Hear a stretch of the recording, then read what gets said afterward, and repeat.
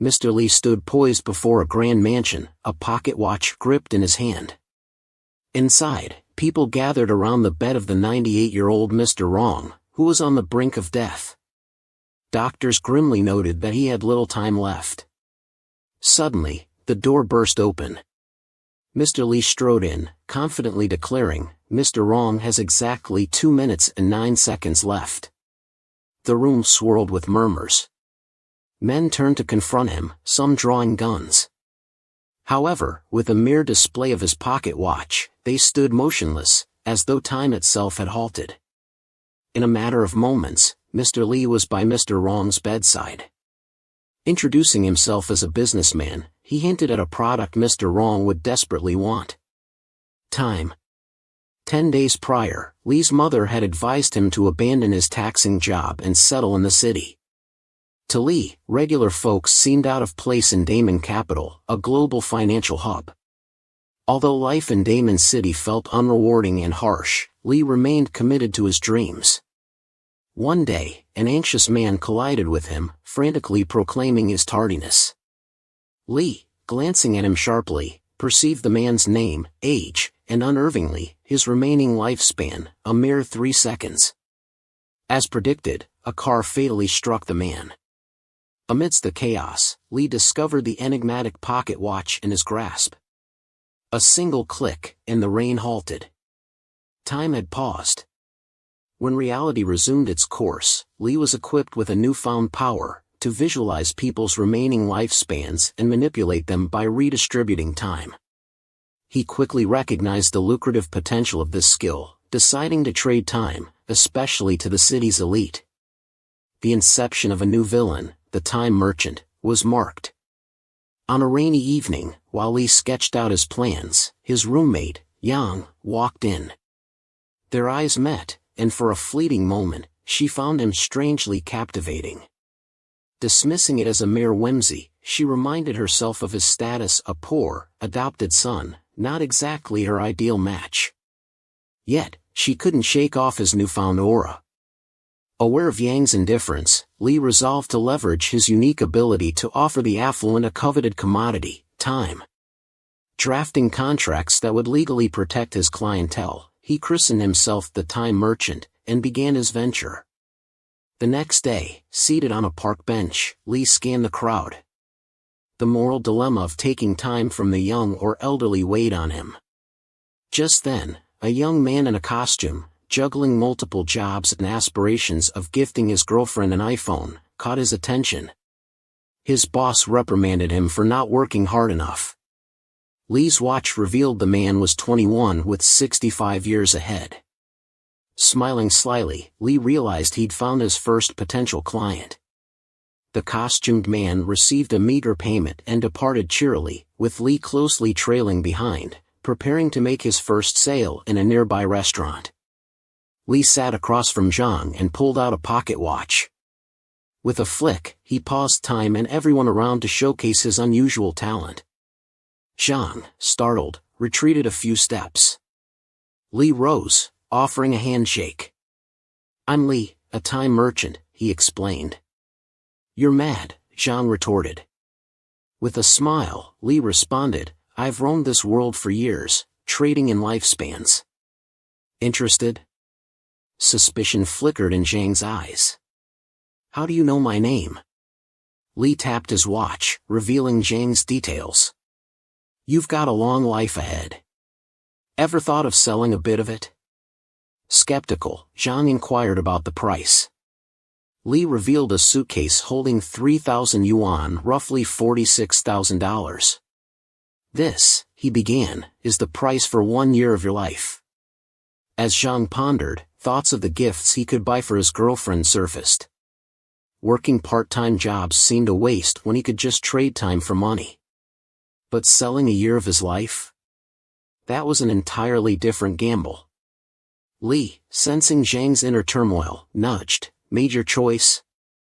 Taking a deep breath, Zhang nodded. "Just 1 year," he muttered, signing the contract.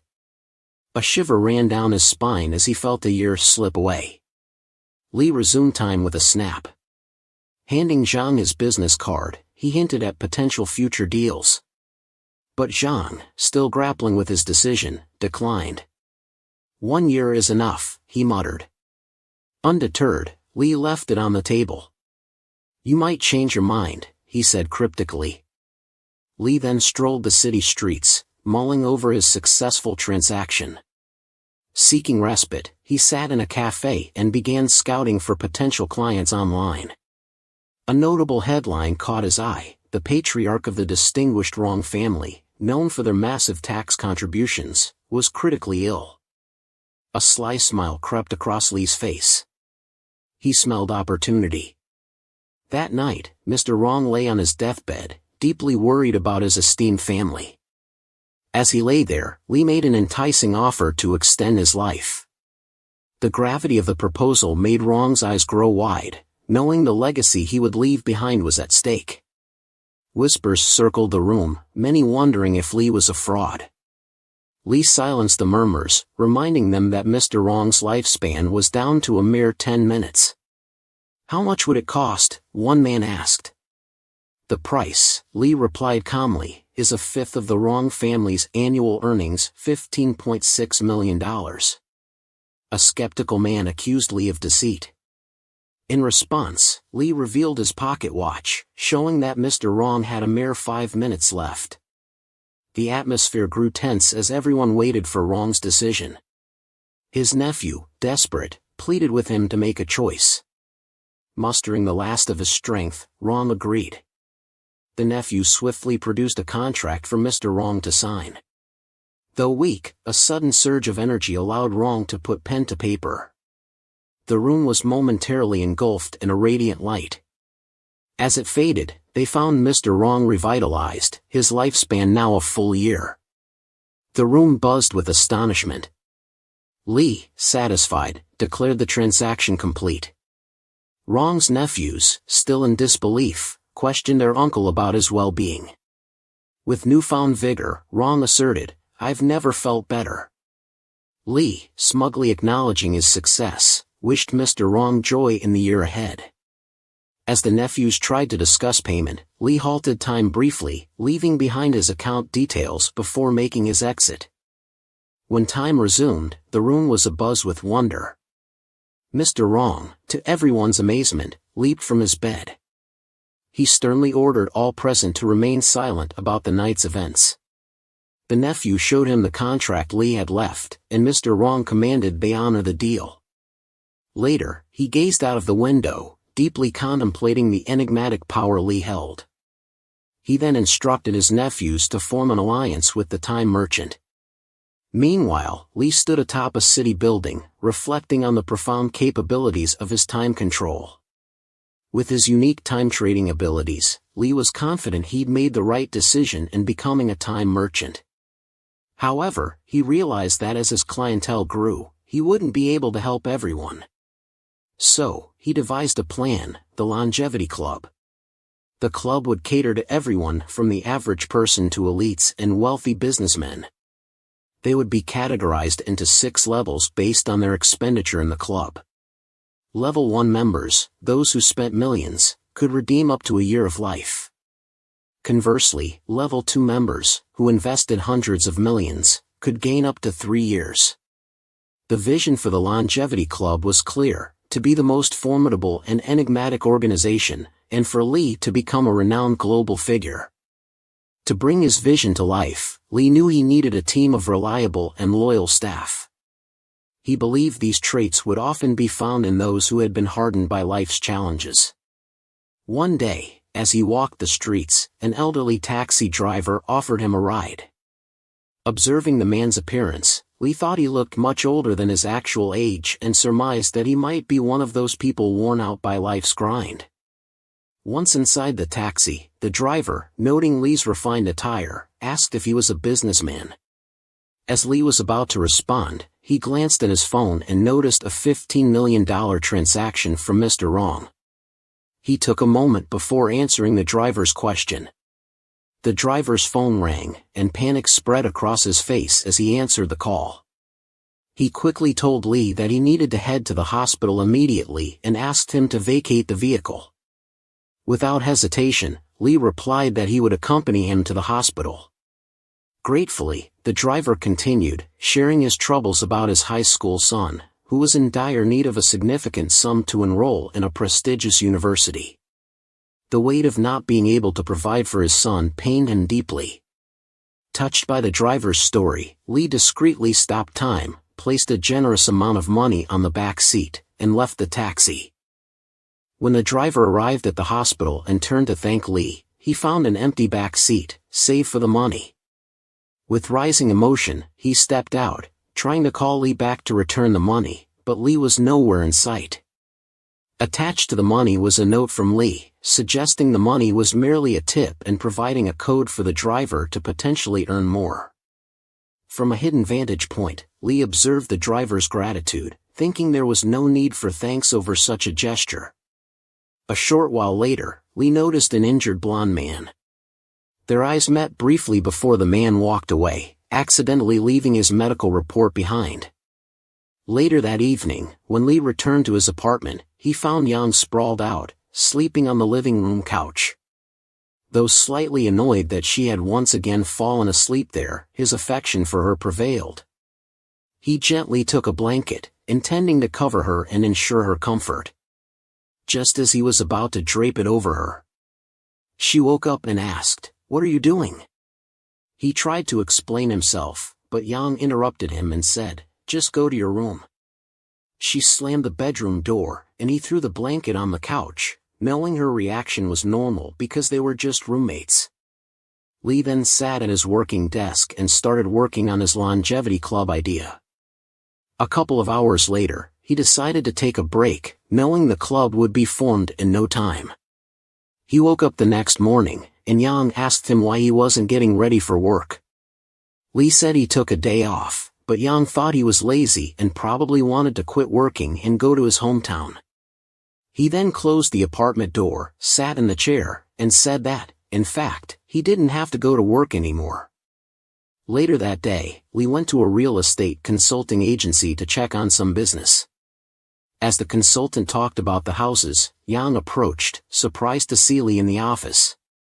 He said he knew she worked there, so he decided to come and see if he could find a suitable house.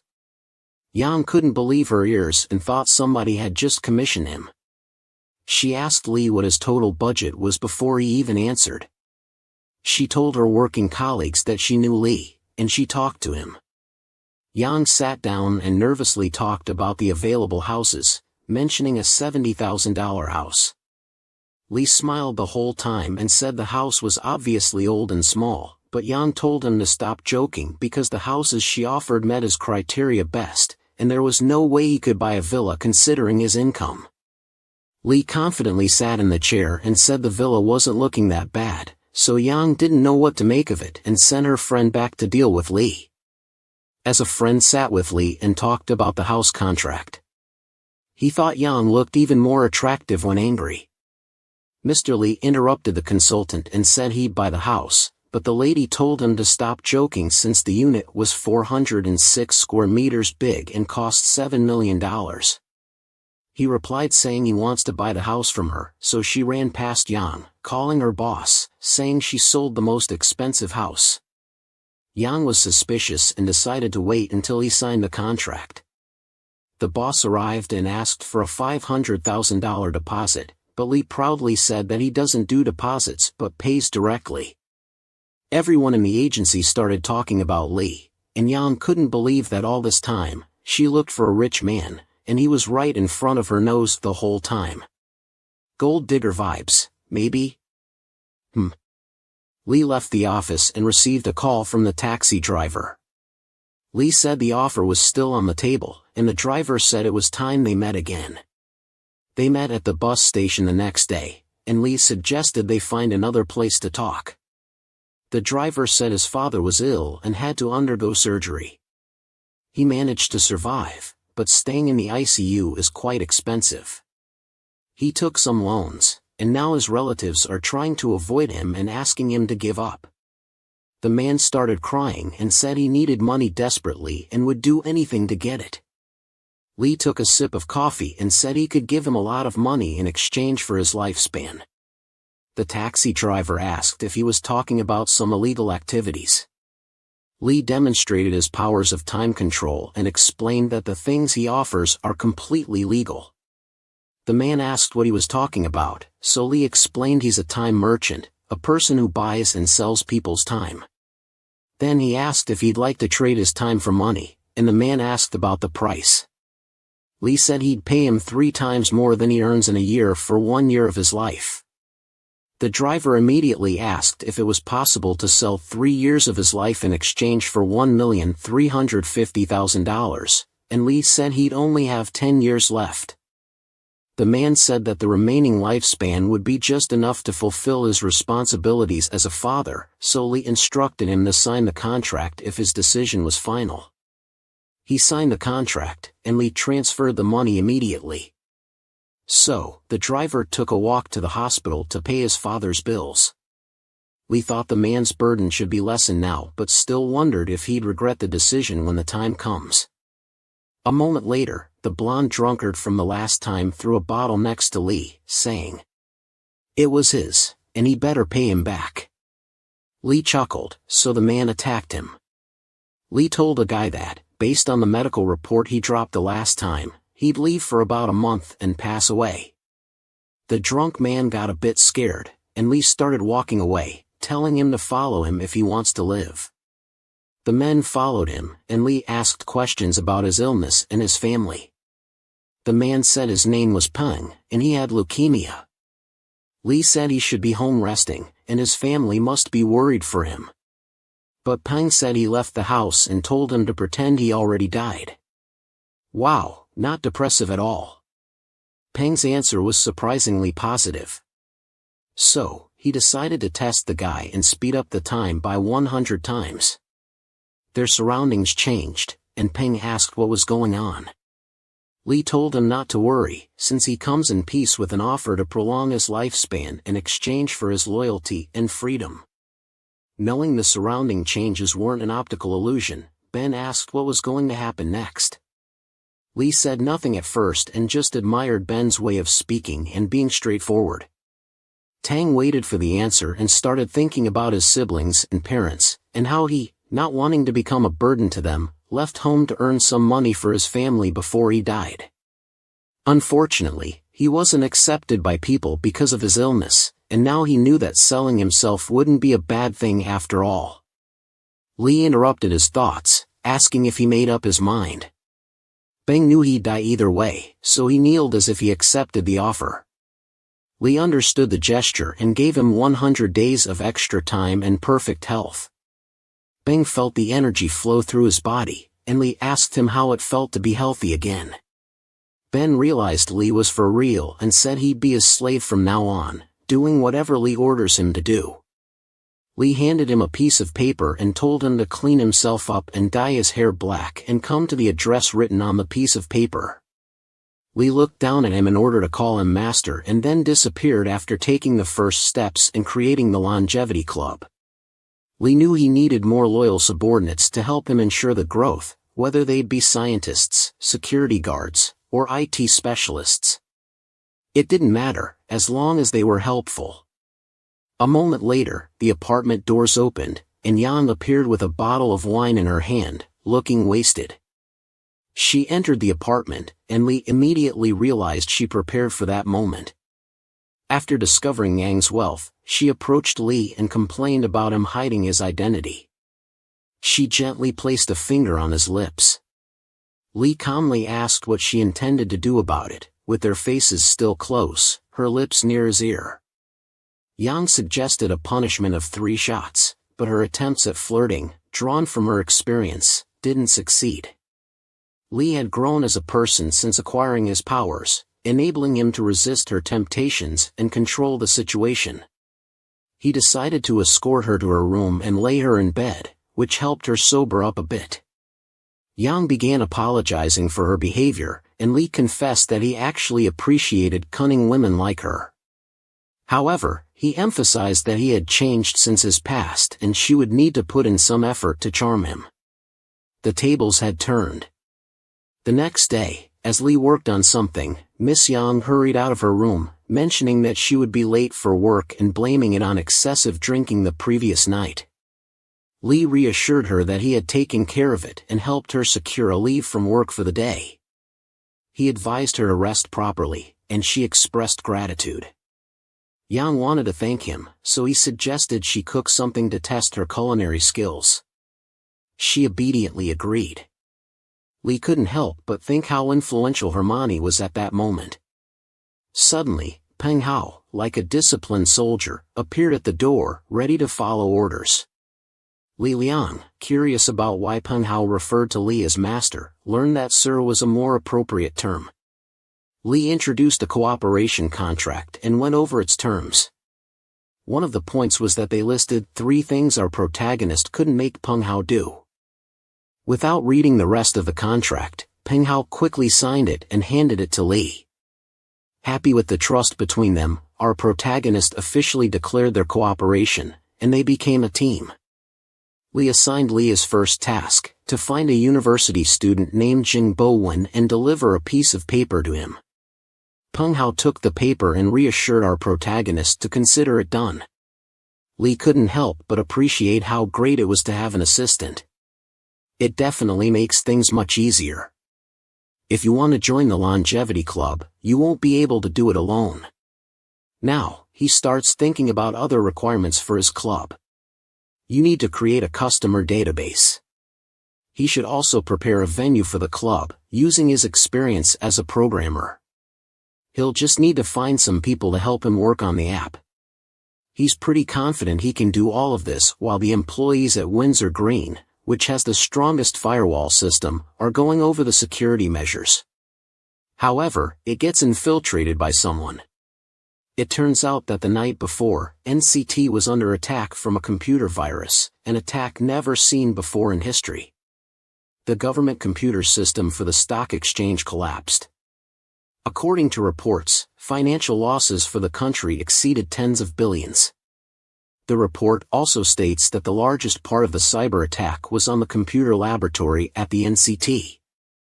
The hacker broke through Windsor Green, a supreme computer, and took the confidential data of the laboratory. Reports claim that if this data is lost, it would cause great damage to the future of artificial intelligence. Psychologists claim that, based on the available data from the hacker's videos when he hacked the system, the person who hacked the system doesn't have much time to live. They also suggest that his personality is someone who enjoys performing and wants to create an event that will shake the world. Watching this, our protagonist realizes the potential opportunity. He calls Peng Hao to ask him to visit the Wong family. He wants to borrow some experts from them. In the next scene, we see a man in front of a bunch of computers, coughing violently. We learn that he is the one behind the infiltration of Windsor Green. There's a man suffering from a deadly tumor, and he doesn't have much time left. His intention is to cause the internet to collapse before he dies. While he's working on his plan, his firewall gets breached, and the hacker gets a message telling him that he won't die if he finds Mr. Lin. The hacker thinks this is just bait and won't fall for it. However, he gets another message telling him that he can be saved and should give it a try. He receives an invite to a video call, which he reluctantly accepts after some thought. At that moment, a video with Lee sitting casually appears, greeting the hacker by his real name. The hacker is shocked and wonders how Lee knows his name.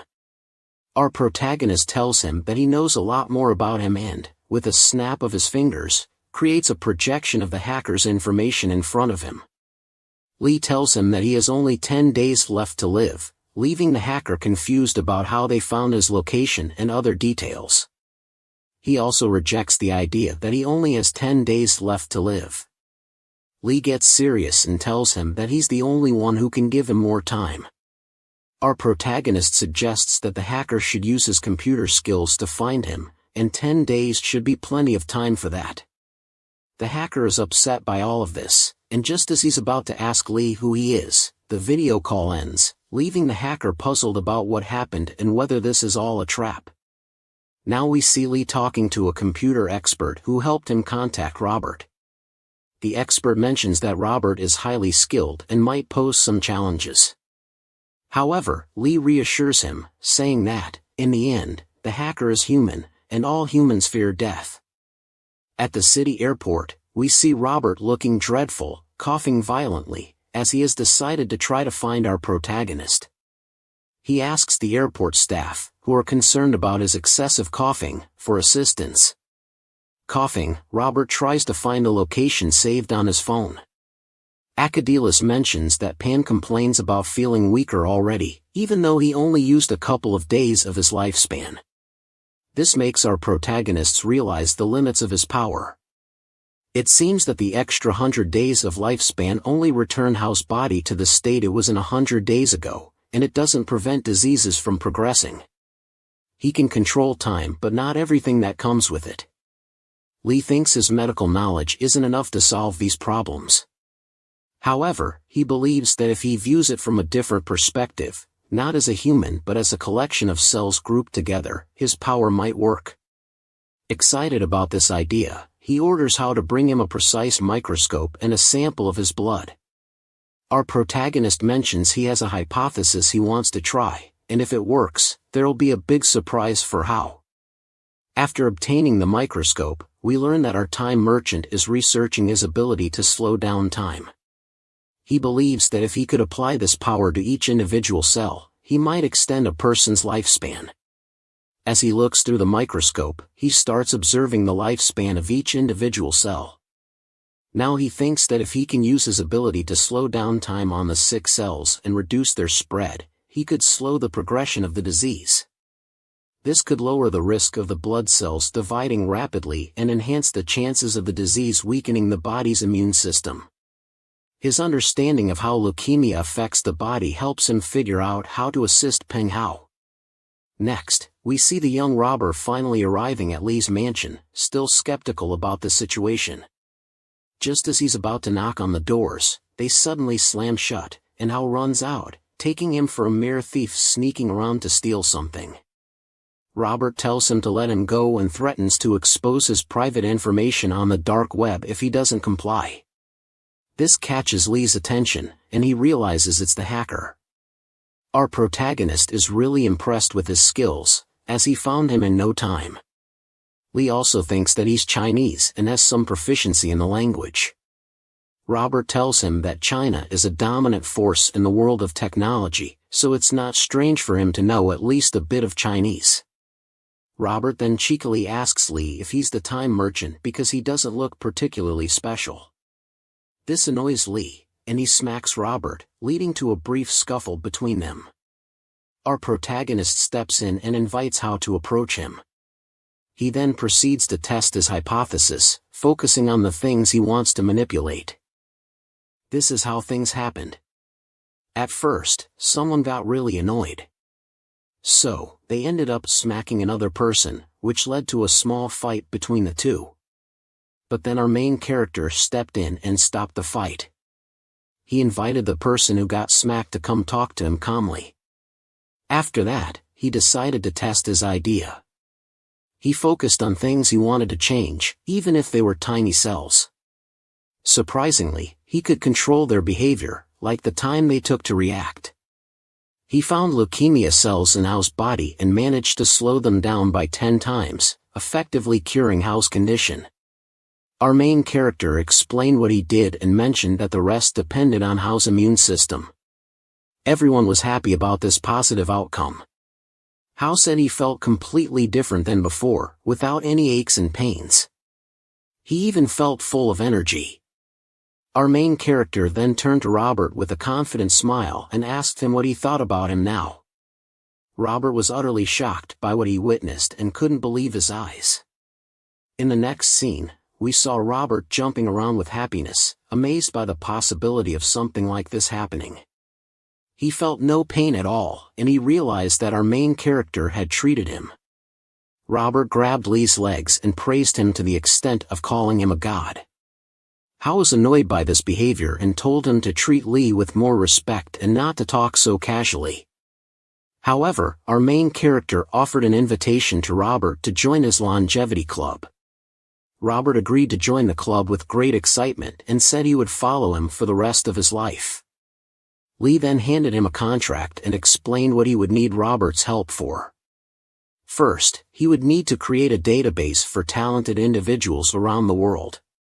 He should focus on those with weak bodies, weak parents, chronic illnesses, or those on the verge of death. After that, he told him to create another database for the wealthy, sorting them by age, wealth, health, and other factors.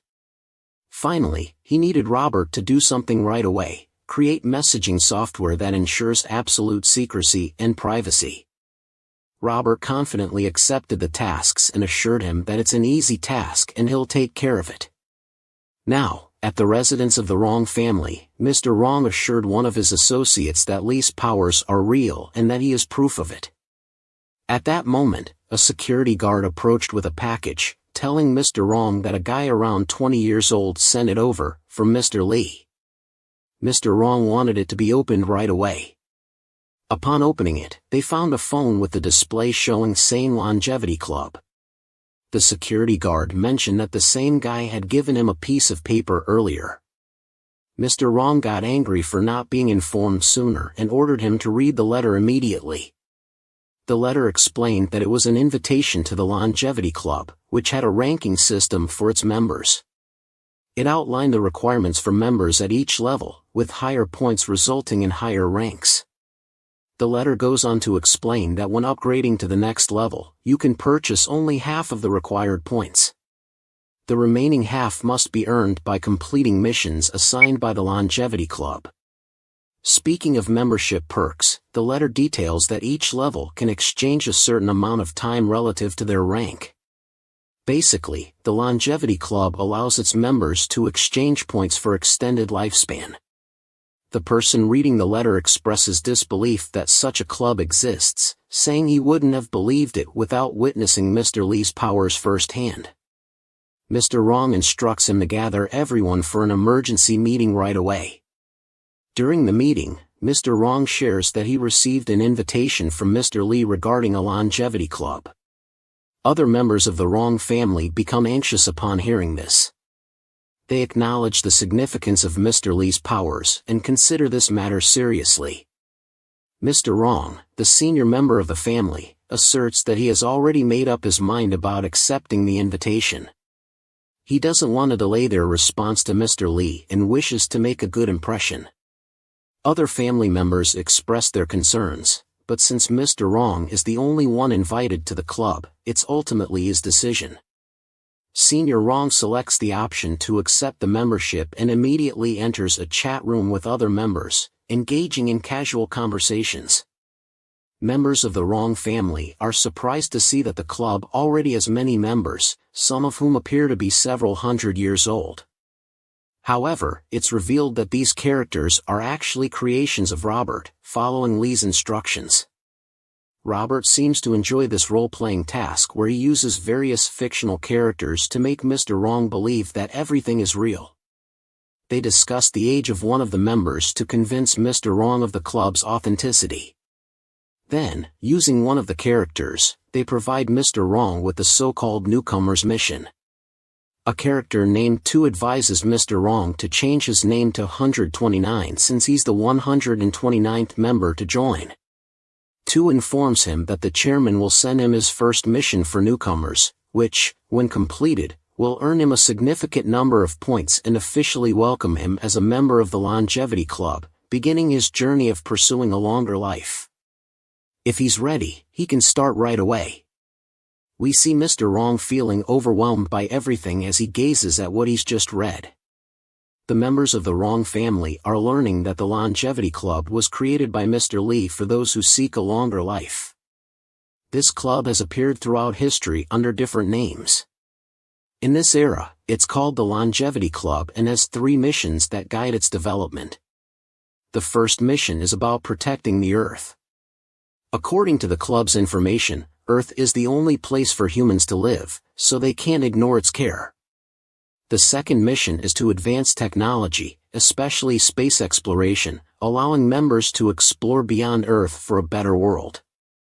The third mission involves advancing biology and human evolution. At this point, Mr. Wrong stops reading suddenly, realizing that some members are very old. The smaller the number in their name, the older they might be. Even though Mr. Wrong's family is quite old, existing for a few hundred years, some club members have been alive since the Ming Dynasty. This realization fills Mr. Wrong with a deep sense of respect. The wealth and experience these individuals have accumulated over the years must be staggering. He can't afford to disrespect any of them. While he ponders all of this, a message arrives from the club's president, describing the first mission. The message basically states that the Longevity Club needs a suitable meeting place that fulfills specific requirements. Mr. Wrong is asked to provide this location and will receive 500 points upon completing the mission. Upon reading the details of the mission, the family members thought it sounded easy.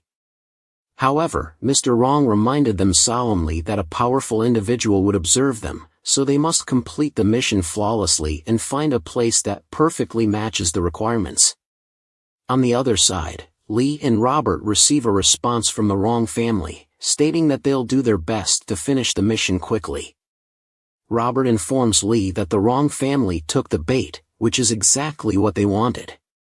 Lee cautions Robert not to relax too much and to remain vigilant, ensuring that the Wrong family doesn't discover their location. Robert assures him that it won't happen, as he's skilled at what he does. Our main character finds it exciting to personally create such a large organization. A few days later, they receive a package from the Wrong family containing various location options for the meeting. It's evident that a lot of effort went into finding these locations. After going through the options, our main character finds one that suits his preferences. The chosen place is situated behind prestigious universities in China, exuding an academic atmosphere and combining traditional and Western styles. Robert confirms that this location meets all the requirements, and they settle on this choice. At the scheduled time of the meeting, we see Mr. Wrong standing in front of the location with his staff, waiting for Lee's arrival. Our main character arrives and apologizes for being late, humorously mentioning that even though he can control time, he's still running late. Wrong praises Lee for extending his lifespan, but our main character dismisses the need for politeness, stating that he simply traded money for more time. It's business. After this exchange, the members of the Wrong family take our main character on a tour of the place, which looks truly impressive. After Lee and his associates discuss how to use the venue, the staff from the Wrong family informs them that if they're dissatisfied with this option, they have the chance to consider an alternative. Meanwhile, Senior Wrong receives a text on his phone, informing him that he successfully completed the mission and earned 100 bonus points for his exceptional performance. He and the other family members are thrilled by this good news. While this is happening, our main character considers it's time for the next transaction. At the provided venue, he reviews the human resources available to him, evaluating their strengths and weaknesses. First is Bang Hao, codenamed 001, who is serious, calm, and can take action when necessary. He has no significant personality flaws and has strong growth potential.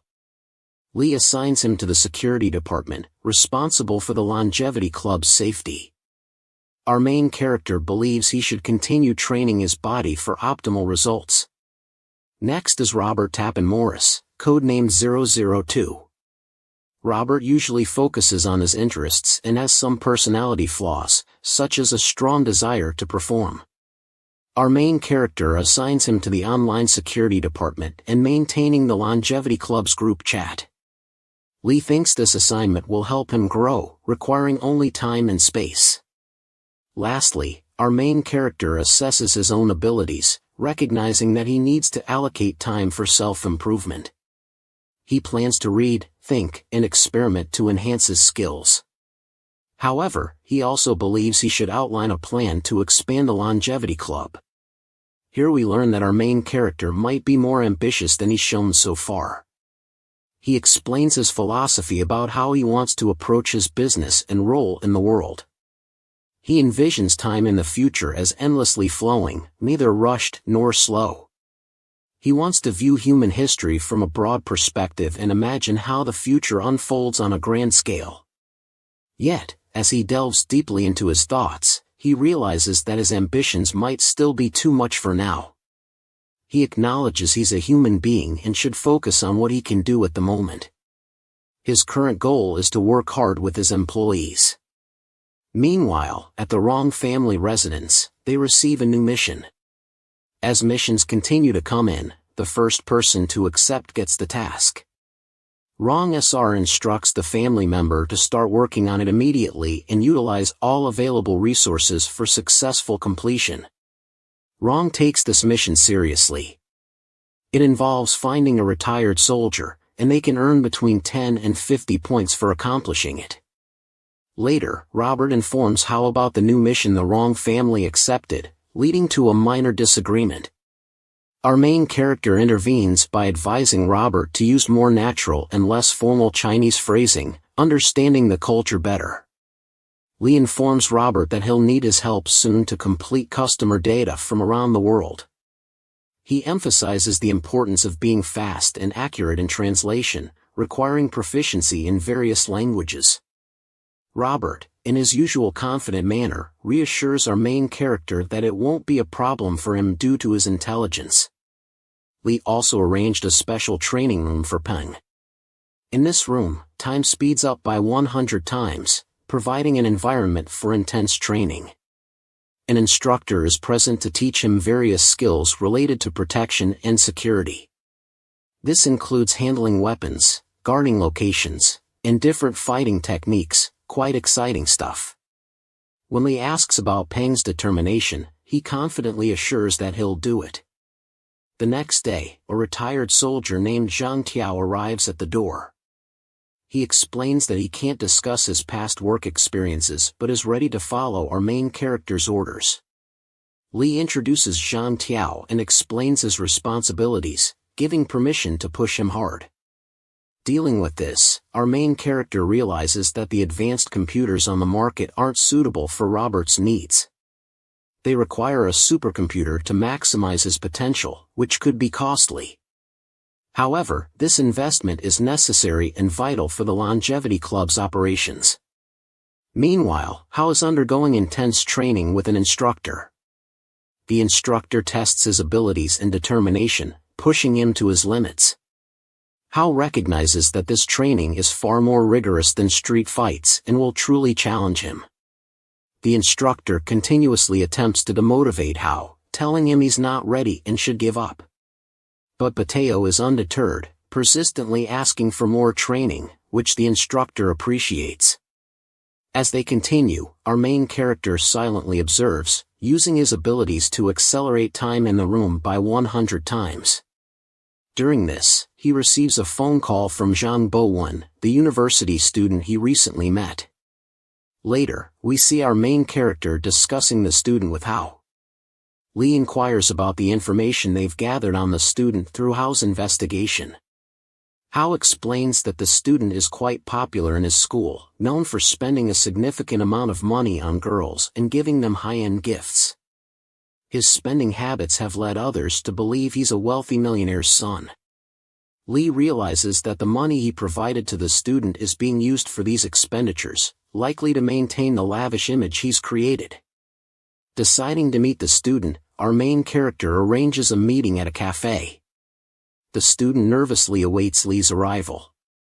During their conversation, Lee mentions that he's noticed the student's extravagant spending habits. However, he neither praises nor scolds him for it. Lee acknowledges that he understands why the student wanted to meet. The student then reveals his intention to sell more years of his life to Lee. Our time merchant calmly explains that after the first transaction, there's no limit to how much time he can sell. He can decide on the quantity himself. He also reminds the student that for every year he sells, he will age by that amount. He advises the student to think this decision over carefully, especially considering he's still a young university student with a multitude of possibilities for his future. The student, looking unsure, reveals that his girlfriend insisted he should own a nice car for them to enjoy trips together. He's willing to give up a significant portion of his life for this. It's a puzzling situation, and one might wonder if there's anyone more devoted. The student's decision to sacrifice his life's time for his girlfriend's desires seems extreme. He's ready to let go of 4 years of his life initially, just to please her. His desire to show her the world is a strong motivator. However, things take a serious turn as he decides to extend this commitment to 5 years. He tells the protagonist that once this transaction is complete, they won't have any further contact. The student seems quite determined, and the protagonist, named Lee, respects his choice. Lee assures the student that he won't interfere with any potential changes of heart. If this is what the student genuinely wants, Lee agrees to the deal. The student reaffirms his decision, and they finalize the agreement by signing a contract. The contract involves the student giving up 5 years of his life in exchange for a substantial amount of money. As they part ways, the student makes it clear that he won't be in touch with Lee anymore. Here we are, getting together one last time, knowing this might be our final meeting. However, our main character, who has a good sense of things, is prepared for what lies ahead. His goal is clear now, and he has some time to achieve it. Our time merchant contacts a person named Robert to inquire about potential customers. Robert is known for his connections and insights. He tells our merchant about Song Shixiong, a prominent figure in the entertainment industry, who's not long for this world. Song Shixiong hails from the esteemed Song family of Mo City, one of the 4 great families. This makes him a potential customer worth considering. The protagonist is pleased with this information. The Song family is highly respected in Mo City due to their rich history and influence. They've been a significant presence for over a century, primarily focusing on the entertainment industry. Under the leadership of the current Song family head, they've amassed immense wealth. The Song family owns the prestigious International Tangerine Movie Company, which is the top-ranked entertainment company in the country. Their reach extends to highly acclaimed actors working under their banner. Moreover, the upcoming marriage of Mr. Song Zuan, a prominent member of the family, has been making waves in the entertainment industry. This event is gathering high-ranking individuals from society and big names in the entertainment field. It's a major happening, particularly for celebrities. Among the family members is Song Twin, the grandson and direct heir to the CEO of the International Tangerine Movie Company. Another individual in the spotlight is Song Shixian, whose significance is growing. As our protagonist contemplates, Miss Yang suddenly arrives, offering him grapes and behaving more subdued as intended by Lee. Engaging in conversation, she mentions the Song family's upcoming wedding ceremony, which she spotted on TV. Her excitement for grand, extravagant weddings becomes evident as she discusses it. Amidst the conversation, Lee's mind drifts. He reflects on how much of the money he acquired from the wrong family has already been spent. He sees the Song family as a promising next target. Robert has been researching the Song family closely and has discovered that the eldest member is nearing the end of his life. The family plans to use the wedding as an opportunity for a ritual known as the Rinse of Luck, a Chinese superstition that involves using marriage to rid oneself of bad luck. This revelation surprises Lee, as even a renowned family like the Songs believes in such superstitions. Miss Yang, sharing her thoughts aloud, wonders about the nature of the upcoming wedding and expresses her desire to witness it firsthand. Lee seizes the opportunity and offers to take her there himself. He realizes that Miss Yang may be motivated by material gains, but he also acknowledges that, aside from this aspect, she doesn't exhibit major personality flaws. As Lee contemplates his decision, he recognizes Miss Yang's interest and plans to investigate Song Shixiang's actual condition on the day of the marriage of Song Ian. Miss Yang arrives, captivated by the grandeur of the wedding. The event is adorned with famous actors and celebrities, which Miss Yang notices keenly. The wedding's high-class atmosphere raises some doubt in her mind about their ability to gain entry. However, our protagonist reassures her confidently that they not only will get in but will enter through the VIP route. Just then, Alimo, their acquaintance, arrives and stops before them. Someone from the wrong family emerges and invites our protagonist inside.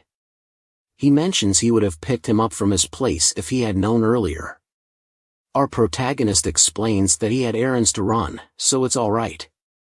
The man introduces his daughter, who has accompanied him, possibly as an escort for Lee. This woman is none other than Miss Wenwei, the daughter of the man from the wrong family.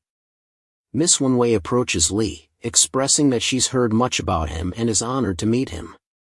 However, her expression changes abruptly upon noticing Miss Yang beside Lee. Swiftly, our protagonist pulls Miss Yang closer and introduces her as his girlfriend. The man from the wrong family introduces himself to Miss Yang and then informs his daughter that he'll be joining them. He instructs her to go to the other car behind.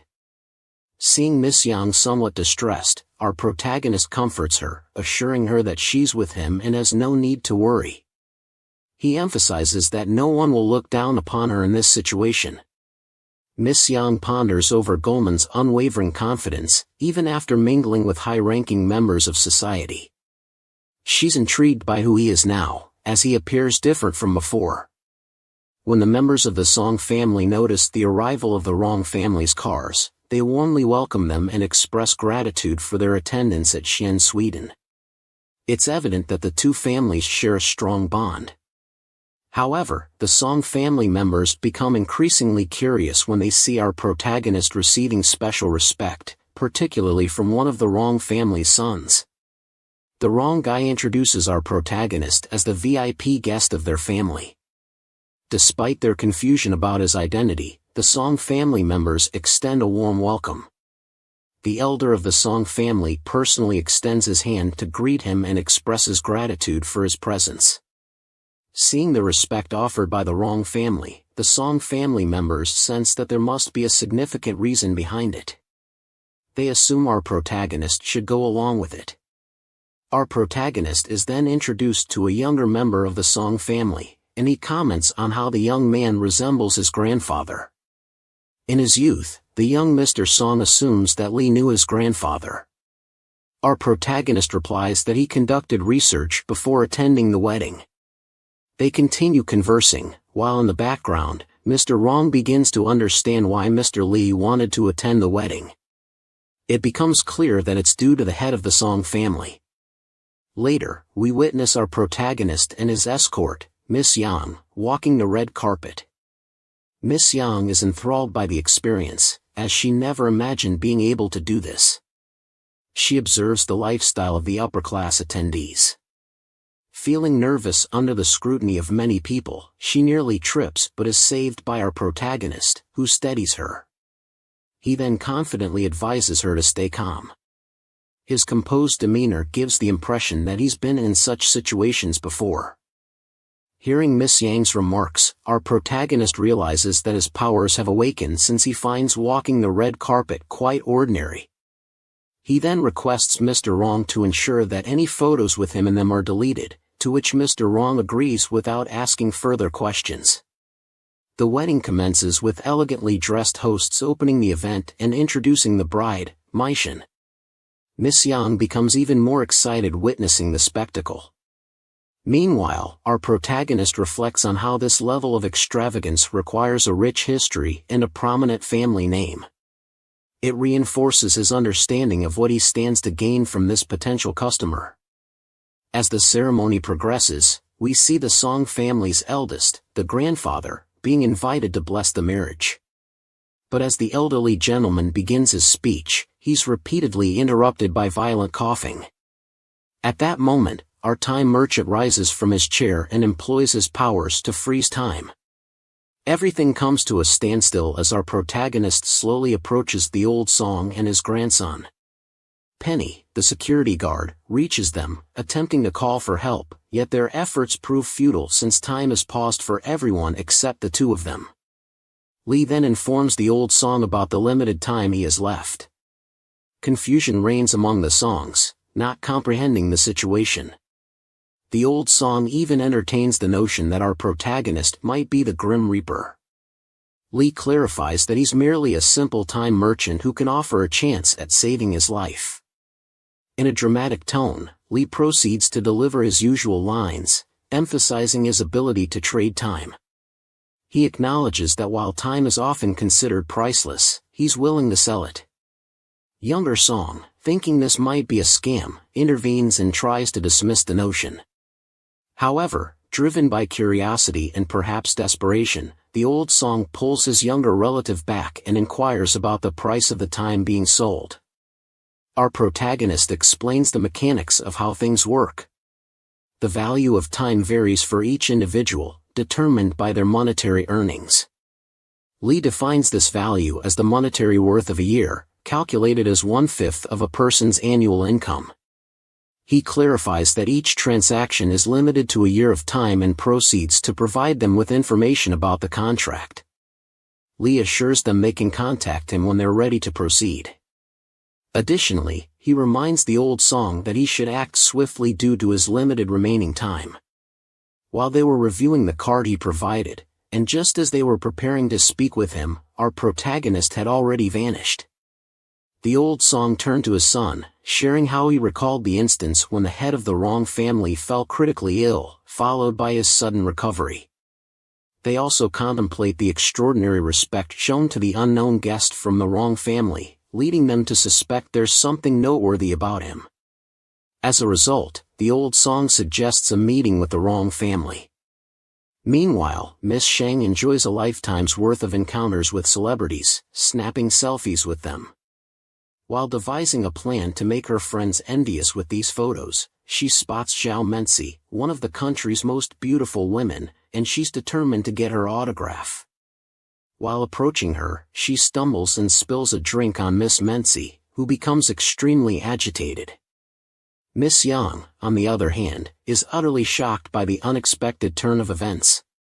She feels she's made a significant blunder and is anxious about preserving whatever dignity she has left. In a desperate effort to apologize to Miss Mensi, Miss Yang gets up.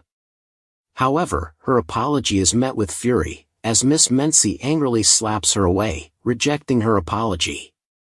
Onlookers begin to judge Miss Yang, referring to her as a commoner and even as a peasant. A bystander next to Miss Mensi informs her that the situation has already escalated, and that the girl has already apologized. So, Miss Yang considered letting the incident go, but Miss Mensi had different intentions.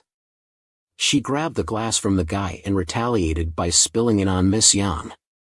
In an act of retribution, Miss Mensi argued that not all problems can be resolved with apologies, questioning the purpose of the police if apologies were enough.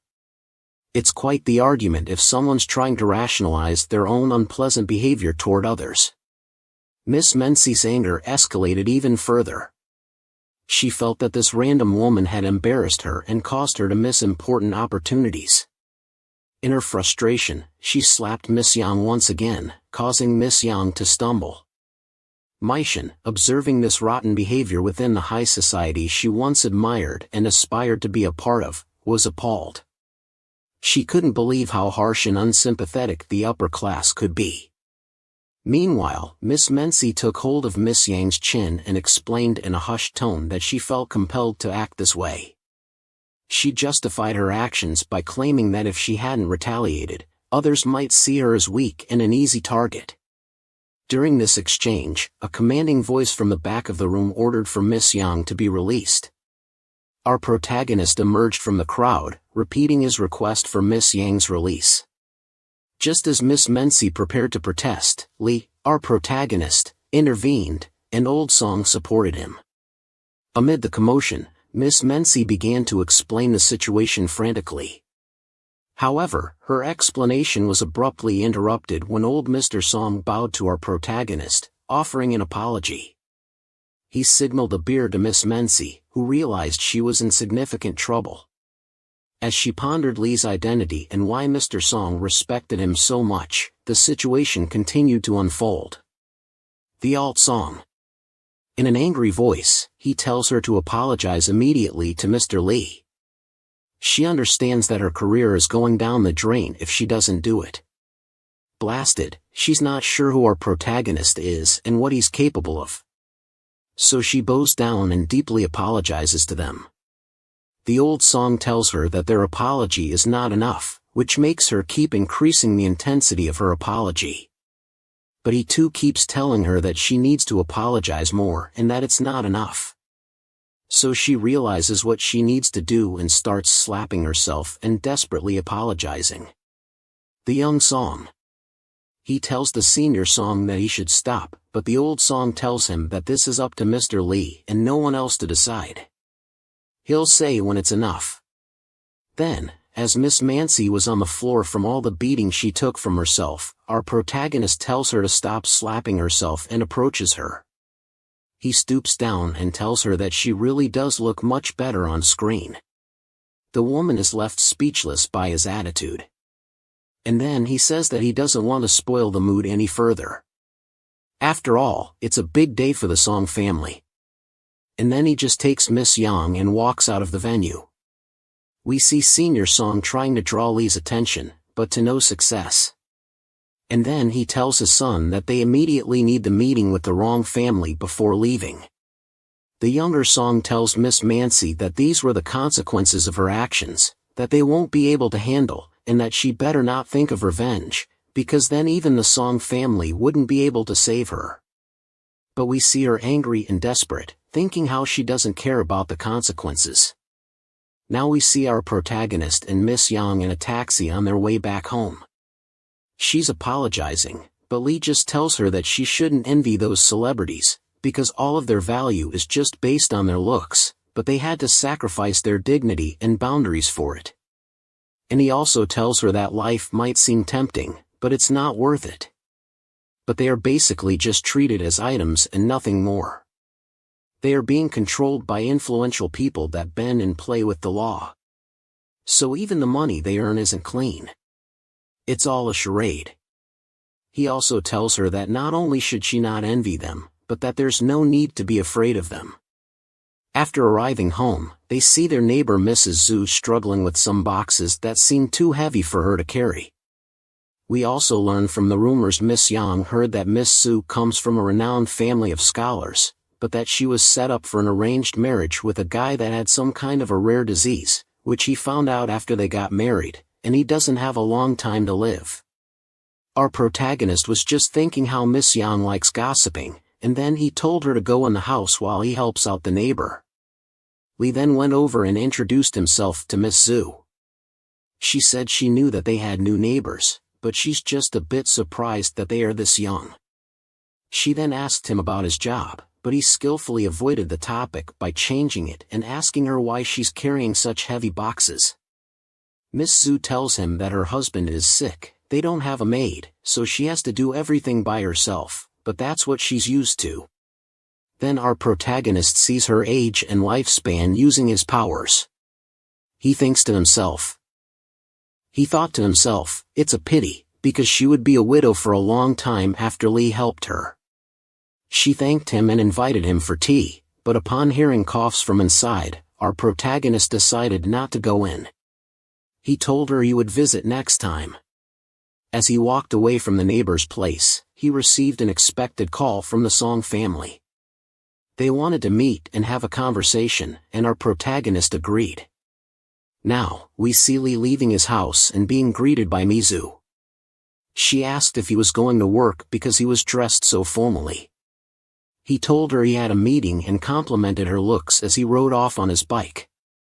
Ms. Zhu started finding our protagonist interesting. At the Longevity Club residence, we saw SR Song arriving.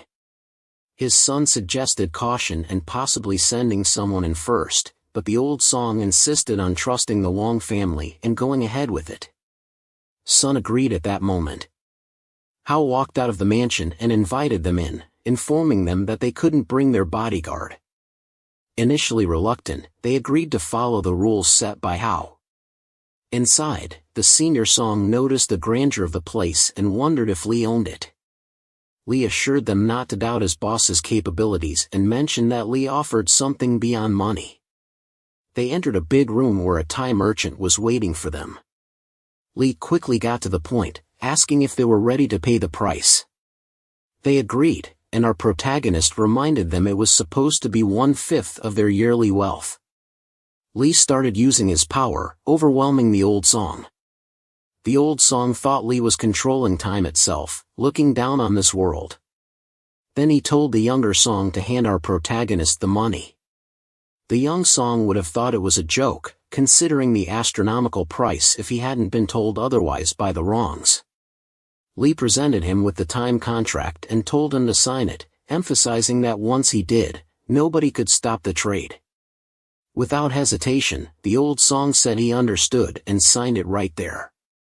Then, the old song started feeling changes in his body, a sensation building up in his chest, and a huge shock through his heart. He couldn't keep himself on his feet, and the junior song caught him before he fell. The junior song, worried, started asking our protagonist what was going on, but Lee, with his hands in his pocket, just confidently smiled. The old man stopped twitching from pain and felt better than ever, calling it a miracle. The junior song looked at Lee in awe, wondering about these powers. Our protagonist told them the transaction was completed, and they should leave. Then they received a call from Hao, who would escort them out. They first looked at Lee and then at each other, thinking it was a crazy experience. As they were escorted out, they thanked Hao for showing them the way. After getting in the car, the young song wanted to confirm with the senior song if it actually worked and if he felt better or any different. The old man confirmed it worked, stating that the health he felt could only come with time. He also expressed disbelief, as he had never thought it possible for people to manipulate time, something considered untouchable by humans. Then he told the junior song to transfer the money, the exact amount, immediately. Now, back at the longevity club's mansion, our protagonist was relieved that another transaction went well and that the money they earned would help them relax a bit. Lee then asked about our protagonist's training progress, and our protagonist was happy. Knowing that he had been training really hard, even though it had only been for 10 days, thanks to the sped-up time, which actually amounted to years of training, he felt a visible change in himself. He was now a different, much stronger man than before. Our protagonist laughed and placed a hand on Hao's shoulder, expressing how impressed he was with all the progress Hao had made. He even called him a brother, which moved Hao emotionally. The two of them then went to check on Robert to see his progress. They found him curled up, watching a TV show. Hao playfully scolded him for being a slacker, but Lee was more concerned about the progress with the database. Robert informed them that 70% of the database containing information on the world's wealthy people was completed. He had also upgraded the program as requested, which required infiltrating more than half of the internet on Earth to obtain this information. Furthermore, his understanding of Chinese culture and language had improved. Robert showed them the program, but our protagonist noticed the interface design was cartoonish and questioned it. Robert, in his excitement, explained how he had improved the security of members' phones, distracting Lee from the interface design. Then, he placed our protagonist in the chair and asked him to try out the new search engine he had created, which filtered results according to specific needs. Lee tried it and was fascinated by the sophistication of the tool. It was accurate and fast, and he appreciated the interface design. He commented that it represented the culture well, while Robert protested and claimed his design was more relatable. While testing the search engine, our protagonist came across a woman he believed could be a potential business partner. She was a designer with a brain tumor. In the next scene, we saw a woman in the hospital, singing a sad song while sewing, appearing to have little time left in her life. We learned that she often sang such melancholic songs, and fellow patients in the same hospital room knew she had terminal cancer. During a discussion about her situation, our protagonist appeared and stopped time. He introduced himself and invited the sick woman to the longevity club. Initially surprised, the woman eventually succumbed to her depressed state and told him that even if they could extend her life, she didn't believe it would change much for her.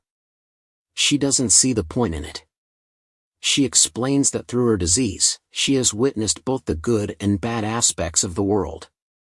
She has no desire to continue and just wants to complete her final work before passing away. She adds that if he can help her with that, it would be of great assistance. Our protagonist thinks to himself that her reaction to her impending death is quite different from others, and he finds her peculiar. However, he believes she truly values her work. He tells her that since she isn't distressed by her imminent death, he will try something to see if her perspective on life might change. Lee then starts using his powers to locate and slow down the tumor cells by 15 times. He considers it a small gift for her and encourages her to accept it. Now, we see her breathing heavily but looking surprisingly healthy, with her hair fully grown. She can't believe it and starts crying, hoping it isn't just a dream. Our protagonist smiles and reassures her, saying she's welcome. Lee compliments her, calling her a talented designer and emphasizing how her healthy appearance has reinvigorated her work. She confirms that her work changed when she learned about her terminal disease, which altered her perspective. She expresses her wish that her disease had progressed more rapidly so that others would remember her as the beautiful person she was before the illness. In frustration, she thanks our protagonist profusely for what he did. Lee knows she's ready and asks her once again if she would join his longevity club, to which she passionately agrees.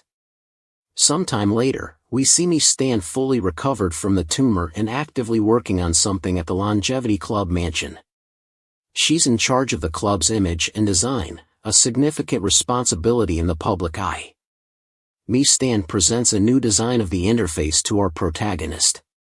Lee is impressed with how quickly she adapted, and he's genuinely pleased with the new design. Robert, on the other hand, isn't as excited, knowing that his relatable design was rejected. Our protagonist instructs how to take the phone to the Song family, similar to what they did with the Wong family. Although the Song family has 2 official members, our protagonist wonders what kind of relationship they'll have. He speculates it might involve competition for points, which intrigues him. Just then, he receives a notification that the 130th member has joined the group chat. A conversation ensues in the chat regarding why President Orley is adding new members to the club so quickly.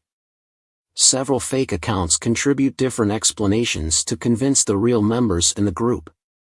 One of them says, maybe the president wants to re-enter the world after so many years.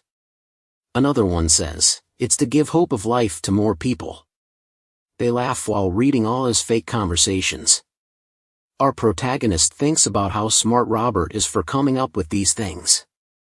As he looks at the phone in self-satisfaction, he receives a call from one of his former work colleagues from his life before he gained his power. The colleague asks if he offended someone important because some people have been asking about him. They even obtained confidential personal information, which suggests they have good connections. Skalik, the colleague, is calling as a favor because he knows Lee used to help him. He warns Lee because the people looking for him seem really dangerous.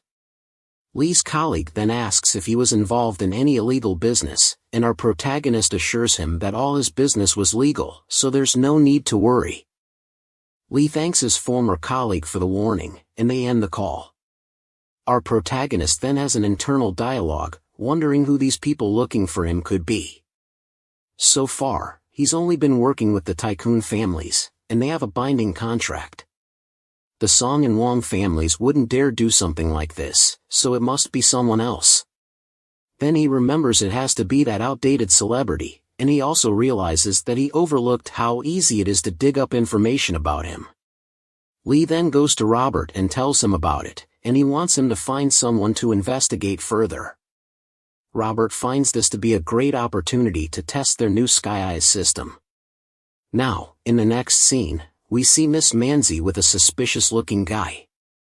She tells him about how the Song family advised her not to seek revenge, even with influential people supporting her. Then we see them checking documents containing background information on our protagonist and Miss Yan. Miss Manzi, with an air of arrogance, says, Everyone knows whose protection she is under, so how could this happen? She's stressed and feels looked down upon.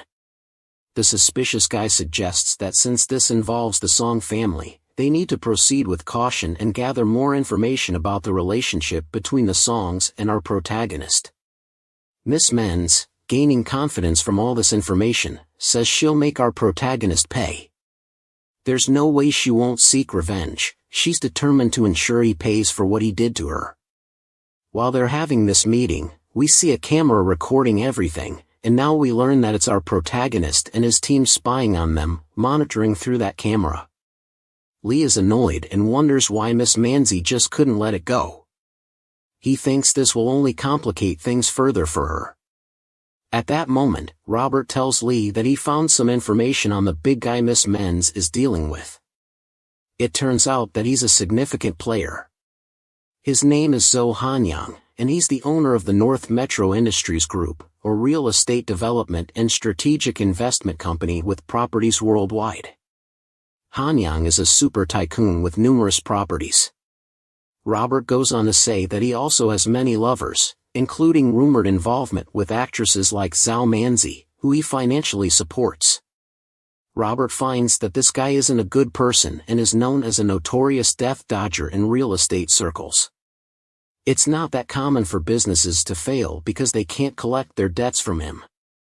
Also, his son, Zhou Peng, ran away after a hit-and-run incident while driving under the influence. He even fought with the police. He was a real troublemaker. Their business, North Metro Industries Group, demolished private property during its development, burying an old couple alive while they were still inside. There are also accusations of Hanyang threatening a female student, saying that if she didn't accompany him, she would be killed.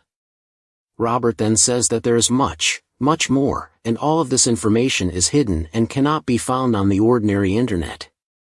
It's information that is inaccessible to the general public. Our protagonist tells him to stop searching for more on him.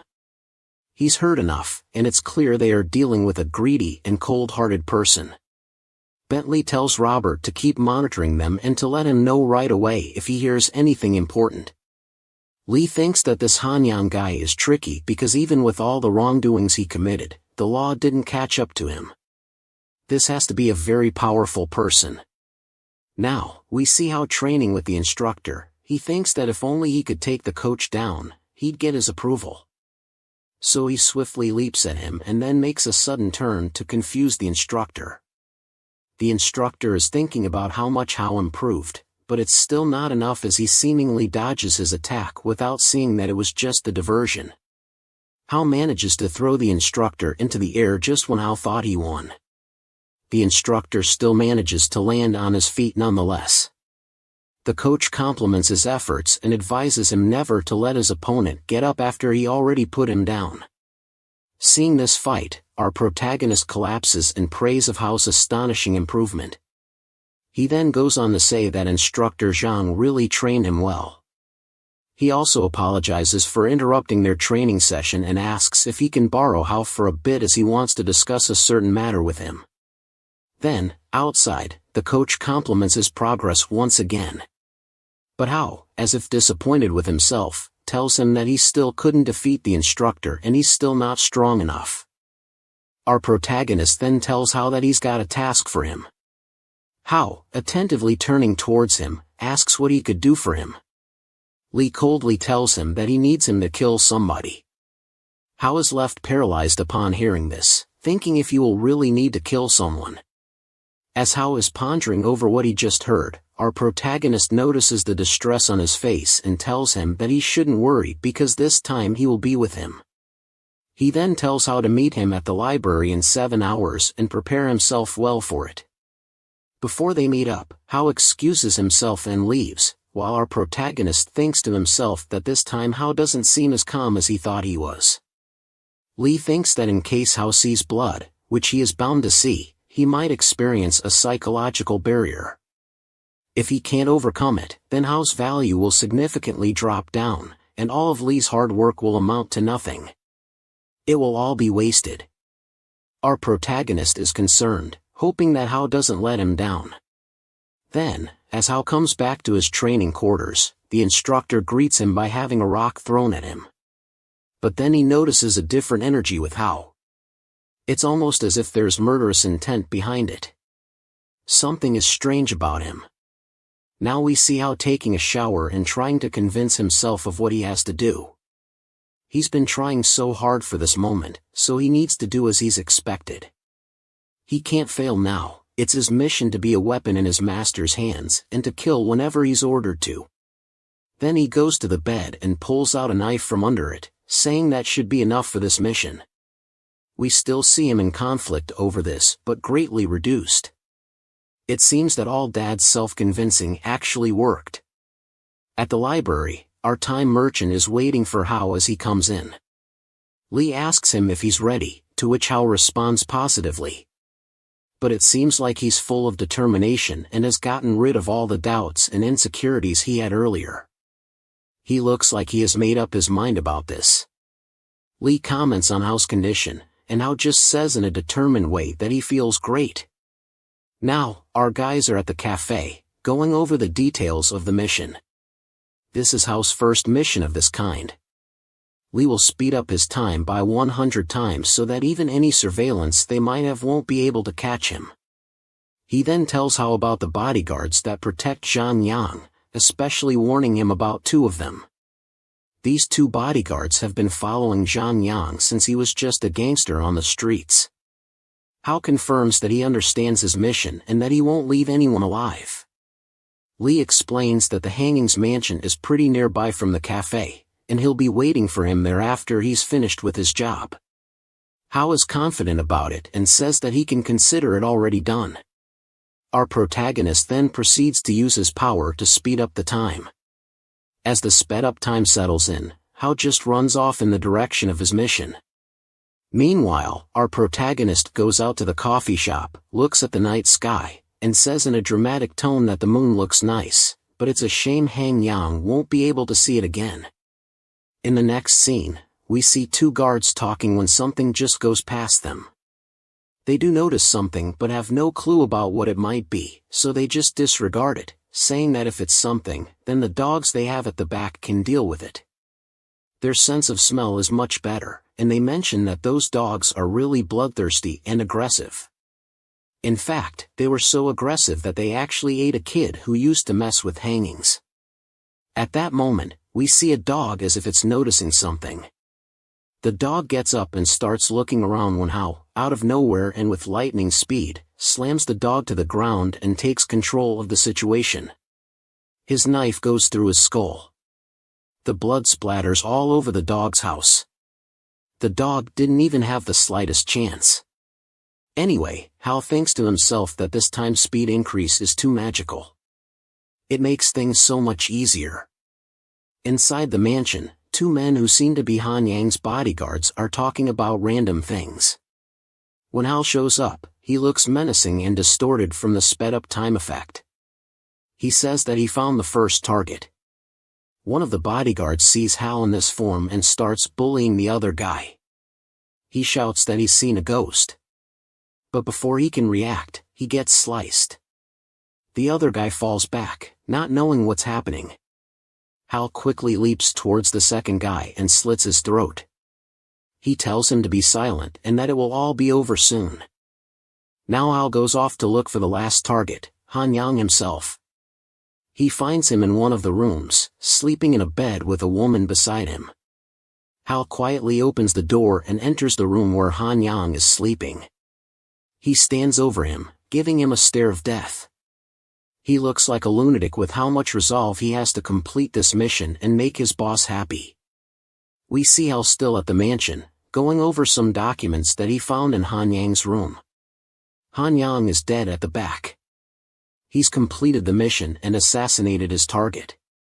But he regrets giving him such a quick death. He tells him that he'll do a better job when they see each other next time in hell. Hao found a bunch of photos of exploited girls. He then put those photos in a bag and left the place. Back at the cafe, while our protagonist was patiently waiting for Hao to return, he shows up, putting the bag with the documents and saying that he completed the mission successfully. He retrieved all the documents and information he was ordered to find, and he even found a lot of blackmail material he had on other people. Lee then compliments him for finishing the mission and asks him how he feels after seeing blood. Hao says that he's fine, but our protagonist still sees some uncertainty in his demeanor. He thinks to himself that Hao needs more time to get used to these things. Then, hoping that he can change his perspective to help him a bit, he tells him that he doesn't need to carry so many mental burdens for these types of people. He tells him that those people do terrible things that are completely out of reach of the law, and that it's natural for them to receive such an outcome. To conclude his point, he tells Hao that the death of those people isn't necessarily a bad thing. He also adds that Hao should stop thinking about it and take a good rest for a couple of days, and that he'll give him a well-deserved reward for completing the mission so successfully. As our protagonist is leaving, it dawns on Hao that he might understand the point Lee was making. You see, for those people Hang Yang toyed with, his death might not be a bad thing at all. The next day at the Longevity Club mansion, in the training room, Hao shows up, challenging the instructor to a fight. The instructor wonders why he didn't take a longer rest for himself and makes a joke that he just gained from another beatdown. Hao tells him that if his bones break, Hao can grow them back quickly, but if he gets rusty, he will lose all of his skills. The instructor is really happy with what Hao said and then tells him that he won't go easy on him. They start to fight, and Hao, now looking fiercer than ever, manages to land a kick on the instructor, sending him to the ground for the first time ever. The coach, after being blown back like this, starts thinking of how Hao suddenly got this strong. He sees pure determination in his eyes, something that he lacked before. Even his kicks became much stronger, and he seems to have finally managed to overcome his mental barriers. After the fight finished, we see the instructor and Hao outside. The instructor, admitting defeat, tells him that he now owes him a dinner, as they agreed. Hao laughs at that, rubbing his injured part. The instructor says that he's never seen anyone improve that quickly and wonders if he improved because of our protagonist. Looking to avoid unnecessary questions, Hao just tells him that he trained more, and that's all there is to it. Then the instructor gives him a serious glance, noticing a change in Hao, and asks him how it felt to do it for the first time. Feeling shocked, a chill goes through Hao's body when asked this question. Hao responds that some things are better left unanswered. But then, noticing the 10-step situation, Hao naively tells him that he meant how it feels defeating him for the first time. He tells him that he's becoming too cocky and is ready to have at it for the second time. Hao agrees, and the instructor, annoyed with the extra confidence he has, tells him that he'll take the win right back where it belongs. Then the next day, we see a woman looking for Han Yang. She's got some business to do with him and needs him to sign something. As she goes through the mansion, she notices that there aren't any bodyguards. The mansion is veered for displays that are protected 24/7. She keeps looking for him until she comes across the dead bodies of the bodyguards, which makes her fall on her back, screaming in fear. Next, we see the mansion becoming an investigating area for the police. They conclude that they were all killed in one strike and in the same way, which means that the assassin was very professional and knew what he was doing. Oddly enough, one of the inspectors notes that after doing a detailed investigation, all 4 people, including the dog, have died almost at the same time. The other inspector gets really shocked by this information. One of them says that they are at least a couple of meters away from each other, and even if the perpetrator ran in a straight line, it would still take him more than a minute. He thinks that it might not be the work of one person, but rather a team of professional assassins. He then asks for the surveillance cameras and if any of them captured anything that they can use. The inspector learns that the Zhou family already took the footage and thinks to himself that the police shouldn't interfere in it any longer. Back at our protagonist's place, Robert also reveals this information to Lee, but Lee says that he doesn't mind the Zhao family taking the footage. They already have a lot of enemies in the business market, and now they have some powerful allies themselves. Now, at the Wrong Mansion, we see a meeting taking place about the incident that happened with our protagonist and Miss Yang. They are all aware that Miss Sani is already taking steps not to leave it at what happened at the wedding. They know who she's connected with and that she insisted on Hanyang investigating our protagonist. This behavior annoys them as it goes against their interests. Mr. Lee presents a great new opportunity for them, a chance at life itself, and his powers must stay hidden for their sake. They already knew his present identity, which they think is just an identity. He gave himself for this period, but that is irrelevant. They realize what they need to do. The old man, Rong, gets up and says that they need to help our Thai merchant cover up this incident with Hanyang dying and also keep his identity hidden, no matter what. We see a very serious, dark-looking character from the Rong family taking up this order personally. Overhearing all of this, our protagonist exclaims in victory that that's exactly what he was expecting. Even if he didn't do anything about the information leaks, his allies would cover up for him because it's for their own interest. All they need to do now is sit back, relax, and reap the benefits. After all, they did their part, and now it's on their allies to complete the work they started. At the place of Hanging's brother, they discussed their own investigation. One of his men says that they had investigated the footage from the mansion, but they just found a bizarre set of events happening which they can't really explain. They suggest he watch the footage himself to understand what they are saying. On the video footage from the surveillance, they first see Hanyang simply dying without seeing any perpetrator. He just gets thrown in the air and then slammed back to the floor already dead without any logical explanation. The man then says that this is how all the rest of them die too, without catching any glimpse of any murderer. But then the man continues that if they slow down the footage by 10 times, they see someone standing or something there. Because they are at the limit when it comes to slowing down, this intruder's speed must be of unthinkable proportions. So he makes a conclusion that the assassin of Hanyang is a being that exists in a different space and time. Hearing this, Hanyang's brother, Junior Zhao, gets completely petrified, thinking of what kind of person his brother messed with.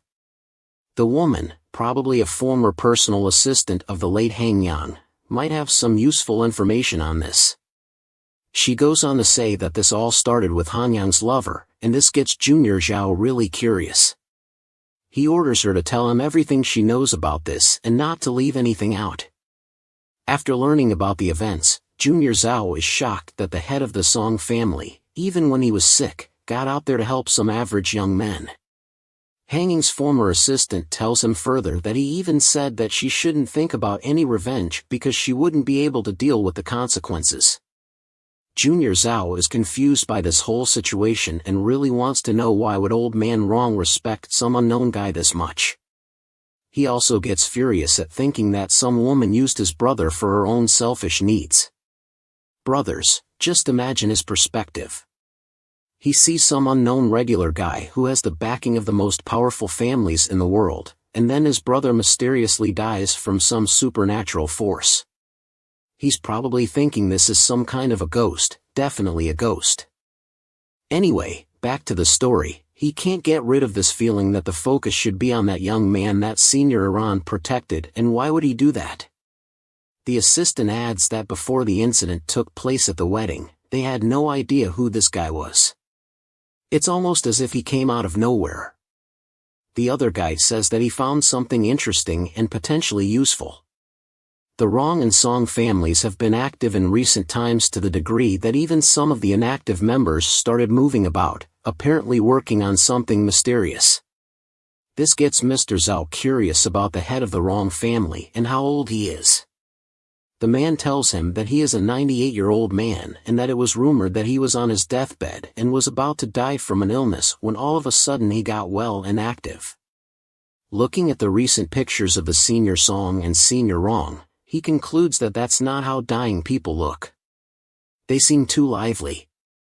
It's as if they suddenly became healthy.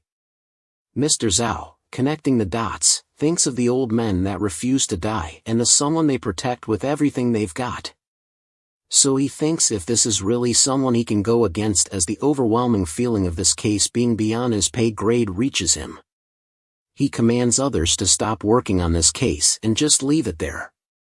The assistant woman, taken by surprise, starts protesting this, forgetting her place. She says that they shouldn't leave the investigation here. Easterza, with a menacing expression on his face, turns towards her and others present for the meeting. He tells them that every word spoken in this room stays in this room, or else they would all be treated with no mercy, and that's his final decision. Mr. Zhou is thinking that it's just not worth messing with someone backed by two huge families until he finds a way he can deal with them. For now, they can only pretend that nothing happened, and we can only pray that the Rong and Song family won't investigate any further and mess with Hongyan's people in the capital. Now we learn that Robert was eavesdropping on everything and heard everything said in this meeting while munching on his snacks. He says that Lee was right this whole time. In the presence of an unknown power, even the most powerful people will be afraid to make wrong moves. He thinks that working for our protagonist is really interesting while enjoying the situation. Robert gets a notification that his system detected a level 10 talent, which is a person that meets very specific requirements, especially when it comes to their usefulness. Robert can't believe what he's seen because he's familiar with this person. He says it's the guy from the textbooks. Robert immediately lets Lee know about this. Our protagonist also recognizes him. It's Tang Soroi. We learn that Mr. Tang gave up a chance for better living conditions outside the country and came back to their country. He contributed an immense amount in the field of biology, with his contributions in immunology, virology, and immunology again. It could be said that half of the students in the country are his disciples. Our time merchant thinks there is no one quite like him. He then tells Robert and how to prepare the information on him because he'll be paying a visit to Mr. Tang personally. This opportunity can't be missed. At the hospital where Mr. Tang is hospitalized, our protagonist asks a nurse about the exact location of Mr. Tang, pretending to be his student, not because it was his plan, but she brought it up conveniently.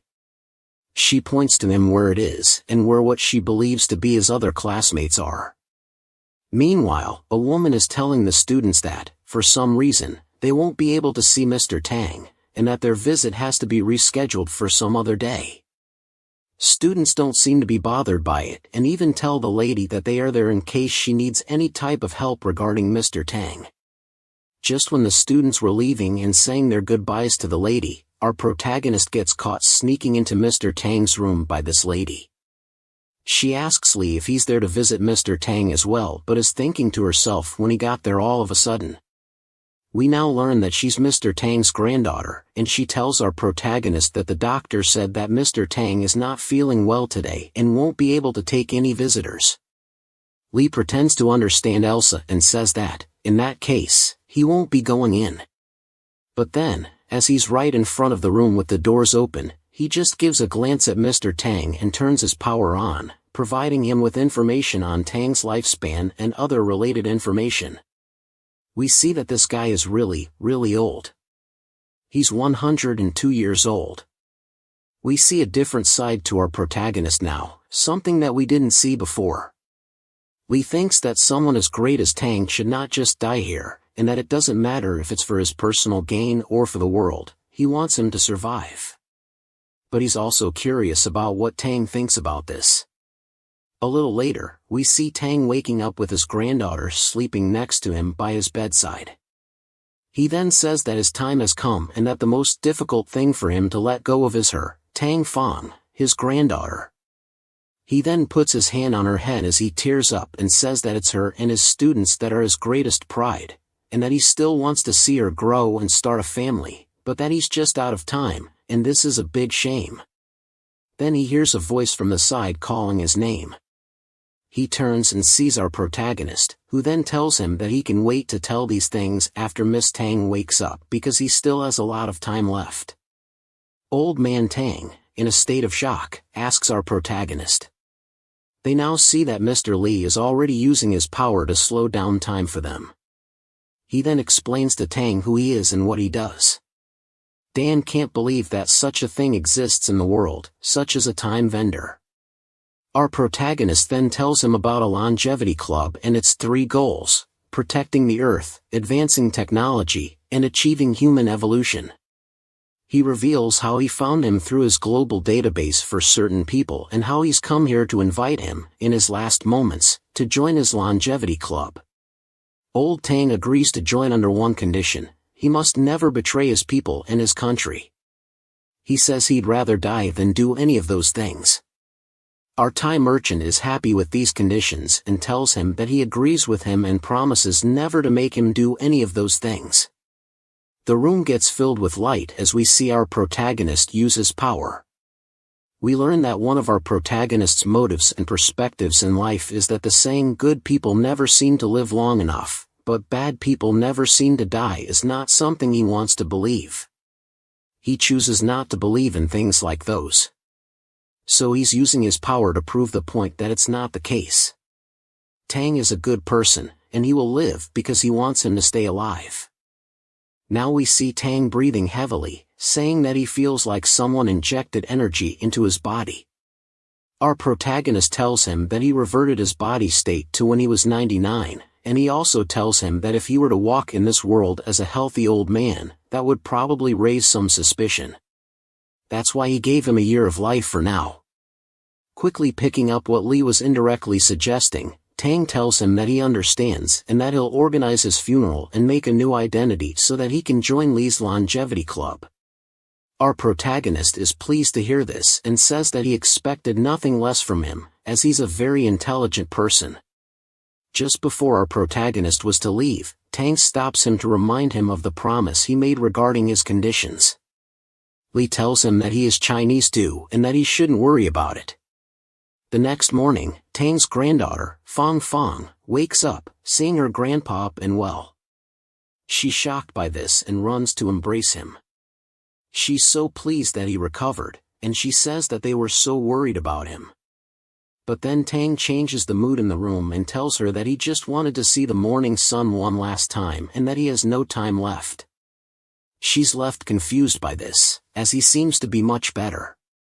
Then a thought comes to her mind that it could be a kind of terminal lucidity, which is basically when a person is about to die, there's an unexpected return of mental clarity and memory suddenly regained that occurs shortly before death. But she still can't believe that that is what's actually happening. In the next scene, we see Tang's family gathered around him as if to say their final goodbyes. Then the old man, Tang, tells them that after he dies, he wants a small portion of his inheritance money to go to them, and the rest they should donate to professional research facilities.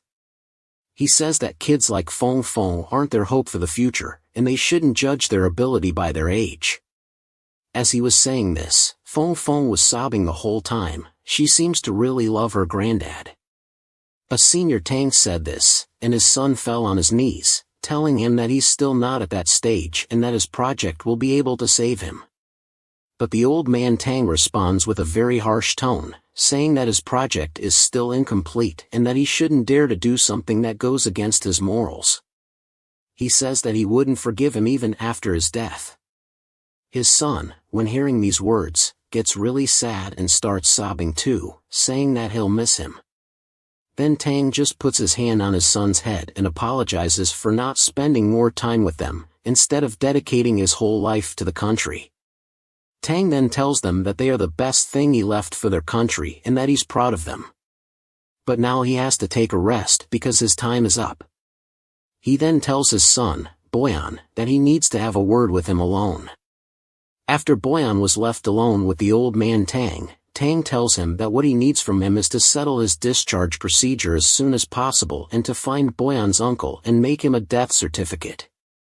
Tang's son is really flabbergasted by this request, as he's not sure why he would be asked for these things. But before he could form any proper thoughts and questions of his own, Tang continues that after that is done, he should send him to his old house in his hometown because there'll be someone to pick him up there. And after all that, he tells his son that if anybody asks about him, he should just tell them that the old man Tang is cremated. Boyan is visibly even more confused about this than before. He tells him that he doesn't understand, but Tang tells him that there are many things an average person like him won't ever be able to understand, let alone being able to explain them in a few sentences of what's going on. Tang then tells him that he should keep all of this a secret and never reveal it to anyone. Then his son gets all serious, understanding the burden he just received, and reassures him that he'll do what he is asked to do. Our protagonist is standing right in front of the hospital, pondering over the fact that Tang's descendants will be watched by their grandpa who is not in heaven nor in hell, but right here, somewhere on Earth. At that moment, he receives a call from some lady that Lee had recommended to her. She needs his services. Our protagonist tells her that his services are not free. She says that she's aware of it and is willing to pay any price for her son. Later on, we see our protagonist waiting at the cafe for the lady who called him earlier. She arrives with a taxi, and as she steps into the cafe, Lee notices her immediately. It's Chin Yupin, an older lady dressed in working janitor clothes, which does draw attention from the cafe's staff and their guests, as this cafe is of some prestige. Let's just say that people dressed like her, with her appearance, are not the usual customers at this place. Anyway, after recognizing her, our protagonist calls her over and politely asks her if she'd like to have something, which she refuses, saying that the place is rather expensive. But Lee orders her something anyway, showing his class. Then, as they sit down and she starts talking about her circumstances and needs, our protagonist quickly uses his power to check her lifespan and related things, just to see what she's got to offer as someone in need of money. Being a little hesitant talking about what she's asking, our protagonist reassures her skepticism, as it's not something people easily believe. So, to ease her doubts, he speeds up time by 100 times with a snap of his finger, basically slowing everything down around them. As she's looking around herself, she can't believe her own eyes. Time has stopped for everyone but the two of them. As she was looking around, trying to understand what was happening, our protagonist gets straight to the point and tells her that the one who recommended him probably told her about the price of the trade. He then asks how much she is willing to pay. This reminds her of the guy that told her about our protagonist and how he got money all of a sudden during the time he borrowed the money from her. So, this has to be a real deal. Then, the lady goes on to explain why she needs the money, saying that her son is a pretty good student and got a chance to study and attend the College of Humanities and even got a chance to study abroad. But the fees are too high, and she can't afford it with the money she's got. She also can't get that much money even if she sold her own blood because she doesn't want to burden her child. Lee just thinks to himself that the college is just an average one, as far as he knows. Mrs. Chan, with a solemn expression and in a desperate voice, asks our protagonist how much her life is worth. How much she can sell it for. Lee tells her that it's completely up to her, and she can decide based on how much she's got left, which is 18 years. When hearing how much time she's got left, she gets taken aback, as if she expected to have a different lifespan. Lee then tells her that she should really think this whole situation over because not everything will be as good as she expects it to be, especially when it comes to a person's own lifespan. It's not a matter to be taken lightly.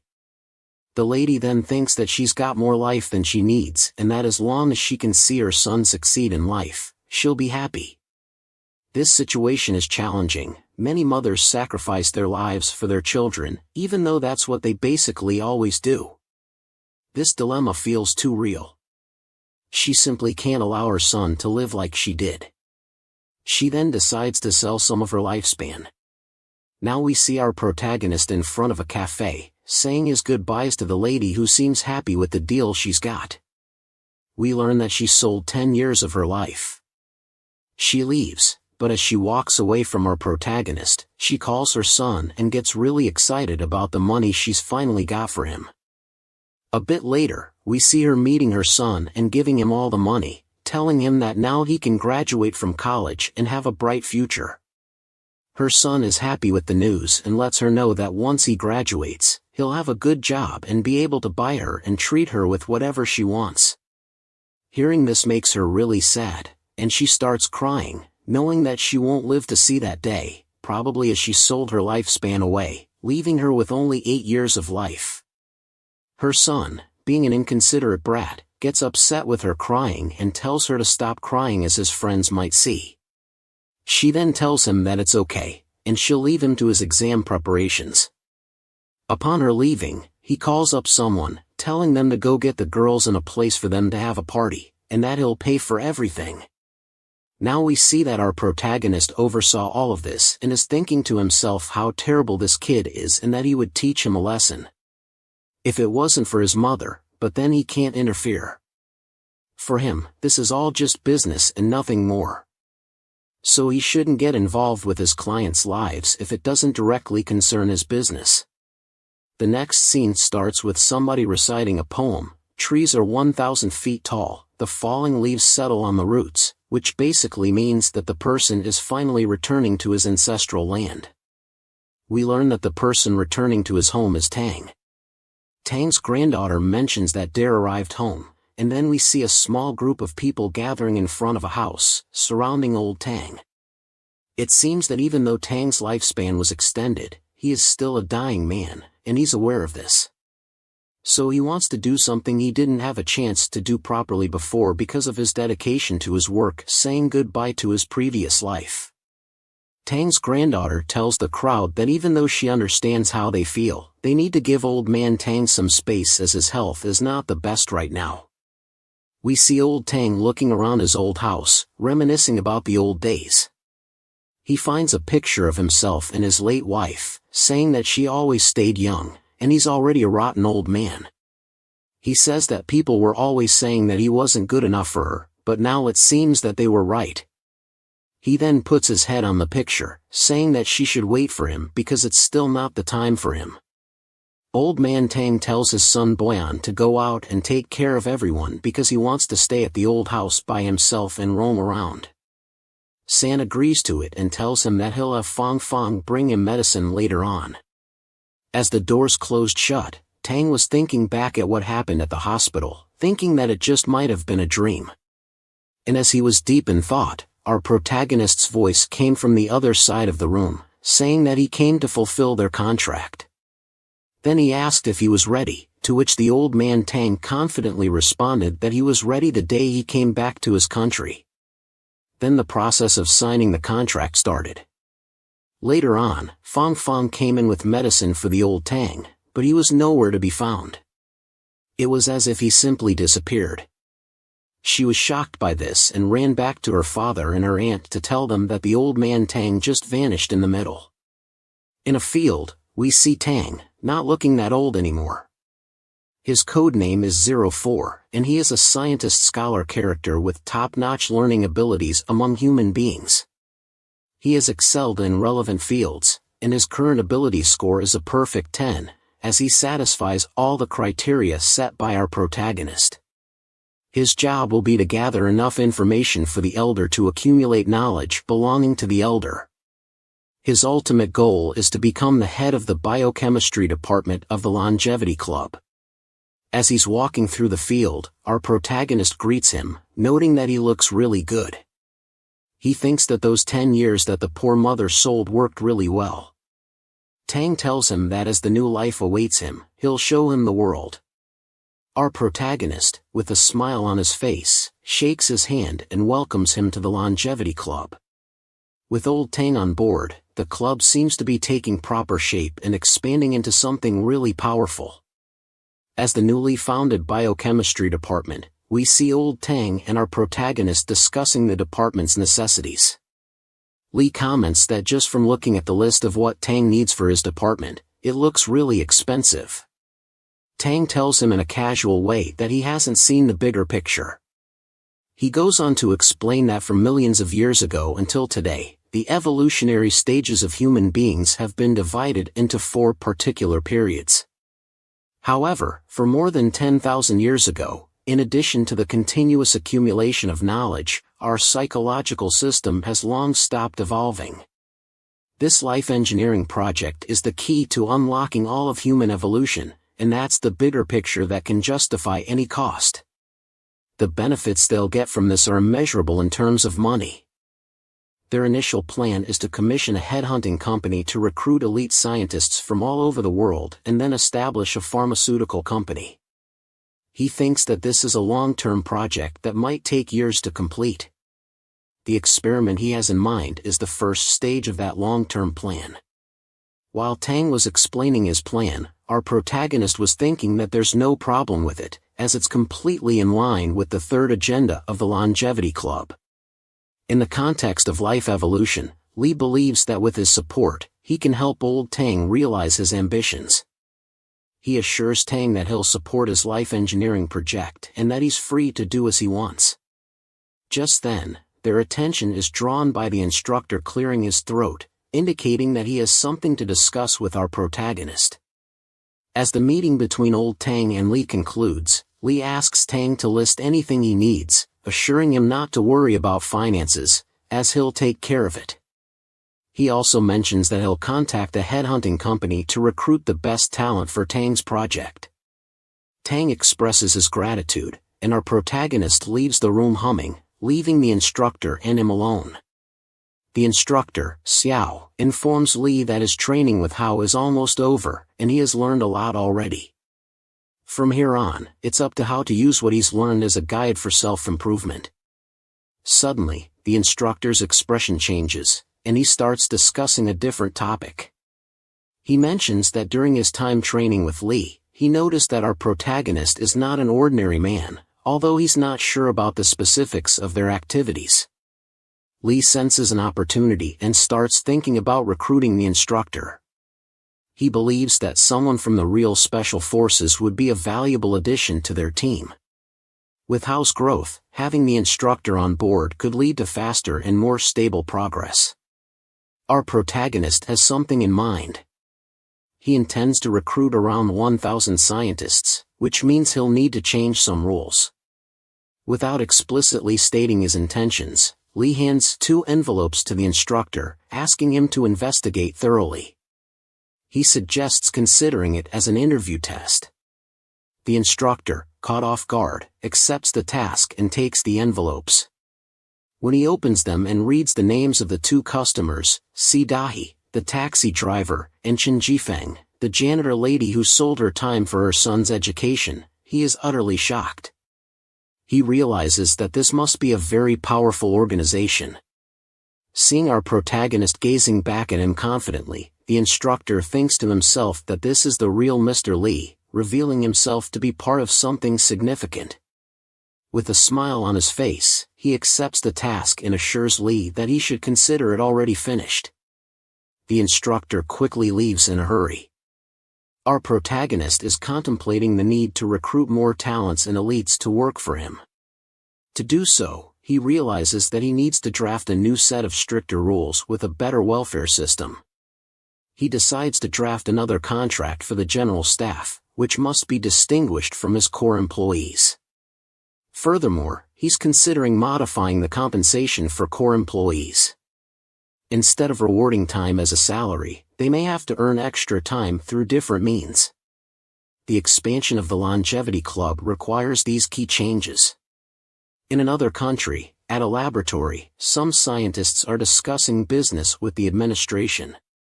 While they are engrossed in the discussion, one of the scientists' phones rings. He checks the message and sees that it's from a headhunting company looking for employees. Initially, he dismisses it, thinking it's not the first time he has received such messages. However, he notices that this message is from a lab he's not familiar with. He examines the interview questions provided and is taken aback. He recognizes that these questions are not ordinary and wonders who came up with them. Excited and intrigued, he contemplates going home immediately to meet the expert behind these unique questions, hoping for a chance to leave his current workplace.